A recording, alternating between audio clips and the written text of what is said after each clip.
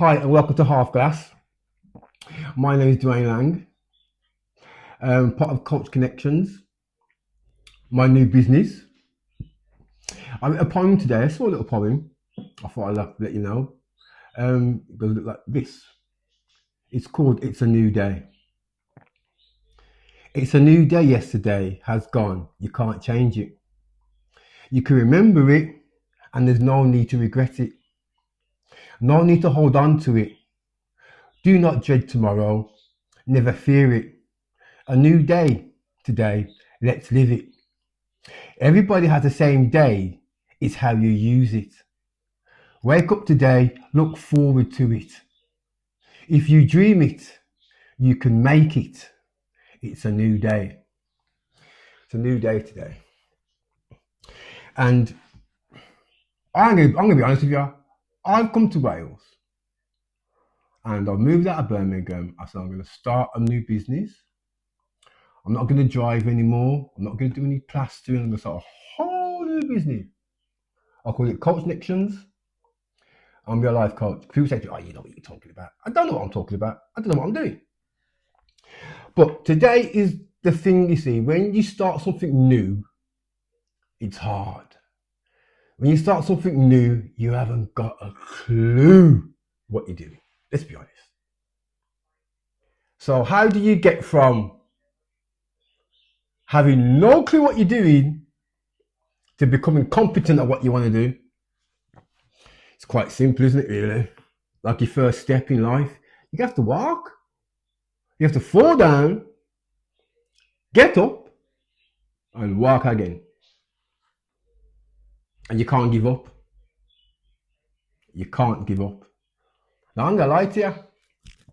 I've been struggling with the whole concept of life coach. I mean, what could I bring as a life coach? So I sat down, I designed a module, and I created, it's called the 7 Principles. I think they've done a good job. I started doing a website. I'm still working on that because I'm not a web designer, but I'm getting there. You know, I joined I joined a lead generation platform called Bark. You might see me on that. If you see this video, you might have got the from there. So here I am. And I thought that I want to do something that's going to help people, help me to grow, help other people to grow, discover new things, and understand maybe a more better understanding of myself and other people. And it's a new day. That's the day. When do you start that new day? And if you don't start it today, yeah, this is what I find. If you don't start it today, you feel like, oh, I'm gonna start it tomorrow, and tomorrow comes, you still don't start it. I'll start it tomorrow. The hardest thing I think to do any kind of change or transformation is recognize what you want, recognize what you want to be, and if you want to change, then you have to just try and change. I think people approach my approach to life coaching is like this. I ain't gonna tell you no bullshit. Pardon my French. You know, people say it's a cruel, harsh world out there. Yeah, it's emotionally cruel, harsh world on all of us. We've got so much pressures and peer pressures on us. We've got to be good dads. We've got to be good husbands. We've got to be good wives. We've got to be good at work. We've got to be have a successful career. You have a nice car. You have a nice house. You know, you got to have money in the bank. You know, you got a couple of holidays. You know, where you been on holiday this year? We went to Mauritius. You know, all that. And that's difficult. All that pressure is difficult to even think, oh, how am I going to change? But it's a new day. And every day is different. And we must approach life like, oh, what I'm going to learn today. I'm not going to lie to you. I've been here now 6 months. And when I got here, I was doing a bit of plastering work. Right? It's a long story, but I was doing a bit of plastering work. I only had to go back to my brother's, do some passing at my brother's house, and that went, that. Some things happen to you, you think, why did that happen like that? Why? But things happen to you, and sometimes you think it's a bad thing, but it's actually trying to poke you, trying to ignite your thought processing. Because you see, that's what it is all his mind, because you actually be thinking about it. I don't want to be a plasterer anymore. I don't want to be someone's labourer anymore. I don't want to do this job anymore to make a living. So you're going to become a life coach. I was like, am I going to become a life coach? I haven't got a clue. But I started anyway. And I feel like something to offer and something of value. That is, it's easier to tell somebody, or no, sorry, not tell somebody. It's easier to fix somebody else's life, than fix your own life. We all do it, don't we? Your mate's gone, oh, I want to do this, and you go, no, you should do that. Oh, I don't think you should do that. We all got an opinion about everybody else's life, haven't we? When it comes down to our own lives, we go, oh, I don't know about that, mate. I don't know if I can do that. Oh, is that really me? But it's obviously you want to do it because otherwise you'll be content with what you do. And if you're not content with what you're doing, then you're not doing the right thing, are you? My missus calls it serendipity. She says, when things go where you want them to go. And sometimes the universe is so powerful that you don't even know it's happening for you when you think some things aren't working out. Now back to my story. I was becoming a plasterer. I was plastering at this woman's house, right? And don't get me wrong, she's a lovely woman. She's got a big house, big house to renovate, right? So she was there. I was plastering, sanding floors, painting, building brick walls, all kinds of stuff, and digging out trenches. And all you can think of, all you think I can't do is plumbing. I can build, but I can't do plumbing, and I can't do electrics, and I can't do gas, but I can do everything else, right? So I'm there with the woman. Forget me. I think I had to really learn how to lime plaster. Like, wow, I didn't have to do because I need that wall is a lime wall, so it can't be normal plaster on the wall. It has to be lime plaster. So it was quite specialist. So I was enjoying it. I was getting bacon sandwiches and egg sandwiches in the morning, fresh coffee. Lunchtime I was getting freaking fried chicken and dumpling. What? Good, lovely job, getting paid a good wage as well. She's a lovely woman. But I wasn't happy at all. I was there plastering away, doing a good job, taking pride in my work and that, standing on the floor and that. But I was going, I didn't come here to Wales to do this. I could have done this in Birmingham. I've come to Wales to start a new life. I says, so what are you doing this for? The universe says to me, we're going to do it for a bit, but it was like the universe says, we're going to do it to make sure you don't want to do it. Does that make sense? So it's like, okay then, I come to Wales and I don't do any work in plaster, I don't do any kind of labouring or working like that. I got straight into life coaching. I'm going to have a little slight doubt and I'm like, oh, maybe this is not for me. Maybe I should just go back to plastering. Do you know where I'm coming from? But I did the plastering. I was living good. I was like, I didn't have to be on site till 8 o'clock. I was finishing at 4. I was getting free breakfast, free lunch. Yeah. I was getting like cans of pop. It's like, imagine you be on site, yeah, and you ain't gonna buy no lunch, no breakfast, and no drink. Because I'm working at someone's house. And the woman's, she's partly my friend, but I was still working for this woman and she's paying me a day wage, yeah. So I was living life. Couldn't go any better. I moved to Wales. Great, got a job. Yeah. Think about it. Oh, you got any work? I've got work, so I've come to Wales, I've got work. So I'm feeling, yeah. But when I was working on site, my soul was tearing me to pieces saying, you said for you, mate. You're coming to do this, mate. The voice in my head. Every day. And then I said to myself, you know what? If you don't start it, you're not going to see what happens. Now, if you're going to fail and fall over, better you fail and fall over doing it than not doing it. You know what the saying goes? You're damned if you don't, and you're damned if you do. You better be damned to do.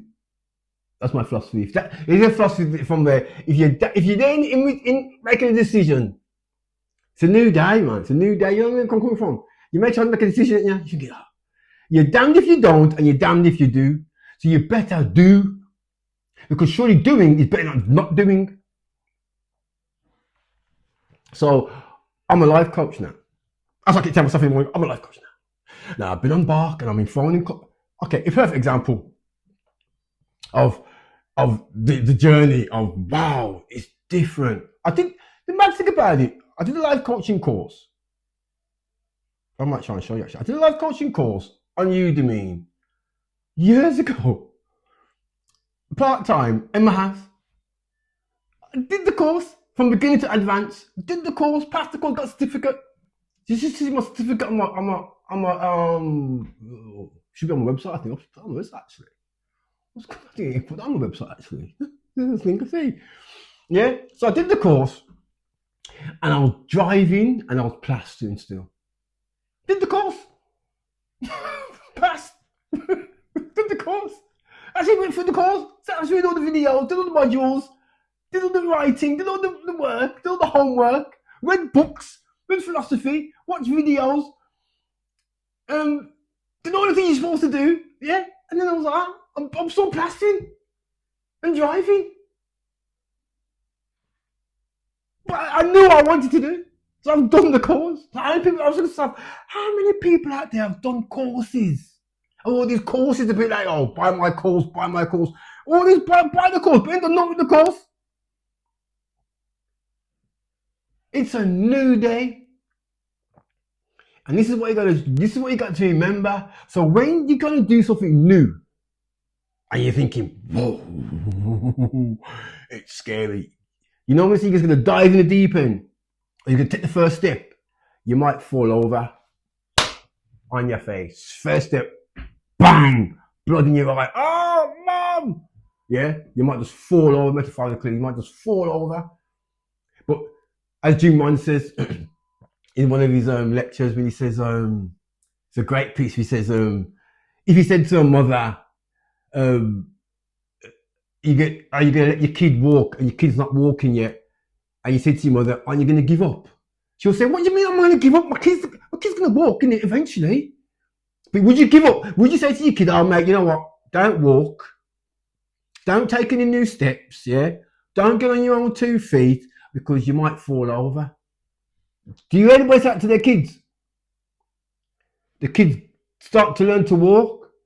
Yeah, they fall over, really, and then get up, and they find a piece to hang on to, and then struggle, look at it, and then fall over again. And some of them start laugh, find it funny. That's the perfect analogy of life, isn't it? If you think about any analogy in life, and anything you want to do, that is I think that was one of the perfect analogies you can have. That are you going to give up walking? Are you going to give up breathing? Are you going to give up living? And what holds us back is we didn't do it yesterday. Oh no, I can't do it today. And we can do it. It's the whole point of it. The whole point of transformation, of journeys, of doing, of building, of trying something new is to experience the beautiful nervousness of the unknown. Isn't it? It's the fear. Oh, what if this? What if that? Have you been in a position, okay, as a man, in the position, and you're going to ask a girl out? Or, okay, so I'll start again. You're in a position, you're going to ask somebody that you fancy out. Girl or boy, man or boy, whatever. Some people more falling these days than others, yeah? You're going to ask somebody out, right?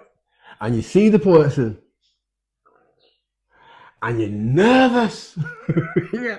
You're scared to life. Your heart pounding away. Your belly's going, your mind's going, what if she does something? What if he says no? What if he looks at you because and you're going through all these things, all these doubts, all these emotions up and down your body, and you're scared. But you override it, don't you? And you take the chance. You take the plunge. You buy the flowers. You give the notes. You give it the phone call. You give it the bit of bravado. Could I have your number? Yeah. You pick up the courage and you go and ask the girl. Now I had a friend, we used to call him 10. We used to call him 10. Yeah? Because he was like this, and you know what? I had to rave his philosophy. He wasn't a good looking guy. He was a bit shorter than the rest of us, a bit chubbier, yeah? But he would get a girl. If we used to go out partying, that was how you used to go out partying. And he was always like, man's stand up in the corner, man's stand up in the, having a drink. When they're having a drink and that, yeah, chilling out, having a drink. We're in the club having a drink, over there. And you see a couple of girls, you see man see a couple of girls, and guys see a couple of guys. You man's like, somebody's being like, oh, you know what I mean? And you'll see my number 10, 10 gone. See where 10 gone? When 10 gone, got ask 10 girl out. 10 walk on, keep asking. I used to raise him. He used to get knockbacks. He used to get, no thank you. He used to get what you? Oh no. What about your mate? He used to get soul. If it was me, I'd be like soul destroying knockbacks. But Ted had a philosophy, he says, in his mind. See, again, he had a philosophy in his mind. He was like, I'm gonna find something. Somebody here gonna like me.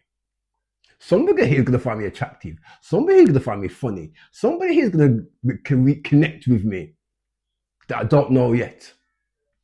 And that's the same philosophy, man. It's always a new day. It's always a new client. I'm alive because I only got. I've had before I went serious. Before I went to be serious on life coaching, I'll be honest. When I went serious, I had a few friends. I did a few practice sessions, and I did a few, but it wasn't real. So I said, you know what? The only way to learn, and the only way to experience, if I'm giving value yet, is to just charge what I charge. No free sessions. Obviously, no whole 6 module free sessions. Your friends, it was all good. It was easy, it was fun. Now I'm going to go out in the real world and try and get clients, try and convince them I can help you. It's a struggle. I've been working on this thing now a couple of weeks. I've been doing my calls every day, and I must admit, to do my first call, you know how long it took me to do my first call? You know how long it took me to do? Imagine it, you get the bark, you get your bark, and you get your leads, right? And you go on your computer, and you say, and they go, here. I was working on my profile, but anyway, I'm going to put my profile. See, I'm working on it. And you go to bark, and you go to your leads. I'll quickly turn my computer around and show you. Right? And you got leads. Okay. Right? You got your leads. I can't see if you can see that. And you get your leads. I don't know what light's a bit funny. You get your leads, right? So now, I get the leads. And I'm going to lie to you, it took me 3 days to make one call. To phone somebody. Cindy, I'll never forget her name, Cindy. She was a nurse. It took me 3 days. I was nervous. I was procrastinating. I was looking for all kinds of excuses. I was ill. Oh, I feel well. Oh, I got a bit of a tummy ache. Oh, wait. I'll do the calls. I'll do the calls tomorrow when I feel better. Yeah, I was ill. All kinds of excuses. Procrastination, fear, unworthiness, lack of confidence, all